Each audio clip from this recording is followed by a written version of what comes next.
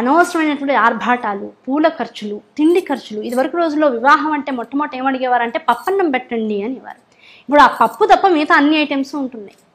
కొన్ని వేల కోట్ల రూపాయలు కేవలంగా డస్ట్బిన్లోకి వెళ్ళిపోతున్నాయి.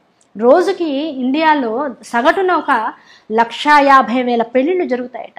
ఈ 1,50,000 పెళ్ళిళ్ళలో దాదాపుగా 500 కోట్ల రూపాయల ఖర్చు ఉంటుందిట. అందులో దాదాపుగా 15 కోట్ల రూపాయలు ఆహారానికి వెచ్చిస్తున్నారట. ఆహారంలో మనిషి నిజంగా ఇన్ని వేల పెళ్ళిళ్ళలోనూ తినగలిగినటువంటి ఆహారం 5 కోట్ల ఆహారం అయితే మిగతా 70 కోట్లు కూడా డస్ట్బిన్లోకి వెళ్ళిపోతుంటాం. నిజంగా అంత ఆహారాన్ని భారతదేశంలో కనుక రోజు పంచగలిగితే ఆకలితో మరణించేవాడు ఒక్కడు కూడా ఉండడు అనేటువంటిది శాస్త్రవేత్తలు చెప్పినటువంటి విషయం. ఎన్నో సర్వేలు చెప్పినటువంటి విషయం.